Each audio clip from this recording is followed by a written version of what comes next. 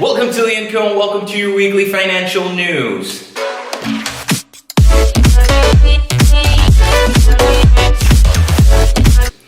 Welcome to LeonCo, and on this week's financial news, we wanted to discuss what would happen to the economy if it didn't start. This is more of our two main things that we believe will happen or could happen if the economy doesn't start its wheel again. We all know that we are facing difficult times with this pandemic and everything, but we need to be conscious about the things or the repercussions that could have if everybody doesn't put their part on being proactive with the situation and letting the economy start its way back up. By no means necessary we are condoning that everybody should go out to their regular jobs and start living their life normally. This is more of a perspective on what we believe could happen if this problem prolongates for, let's say, 2, 3, 4 months more. So we wanted to focus on two main things, and we'll discuss them as we go through them. And the first thing is there is going to be a buildup or a pileup of debt. And what do we mean by this? People are in their homes, they're being safe, they are taking the precautions necessary for not to make harm to other people while staying healthy themselves.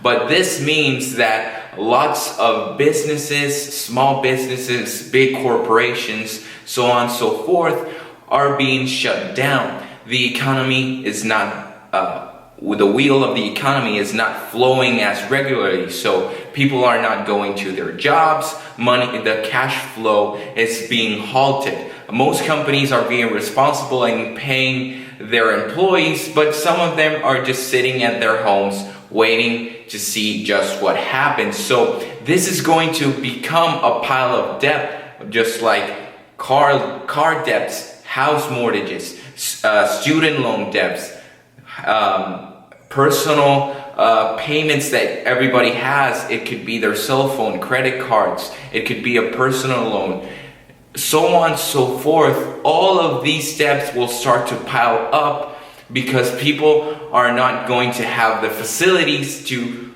pay all of those things because they are stuck in their homes trying to do their part through this problem to stay safe, to keep people healthy. But the reality is that they don't have that cash flow necessary to pay all of their responsibilities.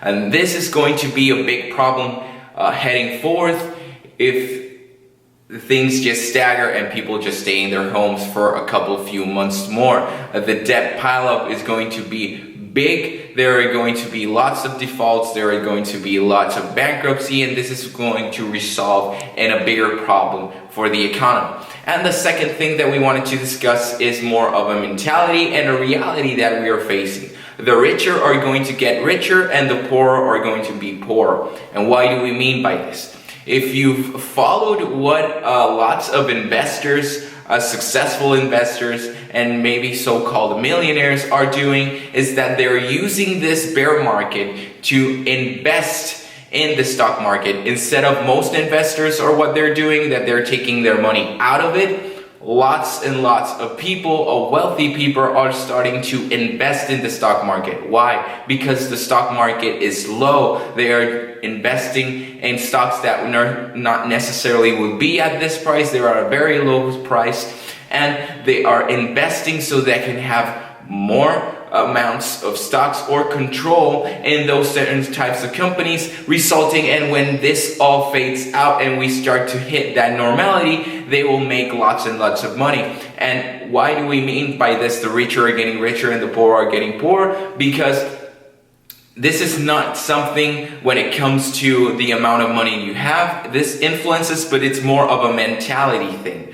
If you have the mentality of building wealth, of getting rich per se, you should have, if you have the commodity or have the resources, you should start seeing these signs and taking advantages of these signs, and not necessarily just taking your foot out of the water because it's getting a little too deep. You should have this mentality just as the wealthy and big investors have, that seeing opportunities when other people don't see them necessarily, see them as opportunities for you to invest not only in stock market, invest in yourself, become bigger, become greater. And that is part of what we mean when we say the richer are going to get richer and the poor are going to get poorer, because some people are looking at this time as a time to stay home, maybe a forced vacation, just lay in my bed, watch TV, watch Netflix, play video games, and they're not necessarily doing productive stuff. We have all this time built up, and most people just needed time to start their side hustle, to create new ideas. Use this time that we have and switch it to a positive instead of a negative. Use this as the opportunity to become greater, to do great things, and use this time as a valuable asset that you can build a stepping stone into the future self that you want to do. So we wanted to end this video sort of on a positive mood, but we believe that these are the two main things that will happen if the wheel of the economy still gets stuck for let's say 2-3 months more. We hope not. We hope that all those medical professionals, all those professionals that are sacrificing their life, their time, their families, that their hard work will pay off, and that we could pass this page as quickly as possible. But until then, we just wanted to share with you guys our perspective on the two main things that could happen if the wheel does not start. So a big social distancing hug to everybody. Stay safe, stay healthy, and always remember to have that king mentality.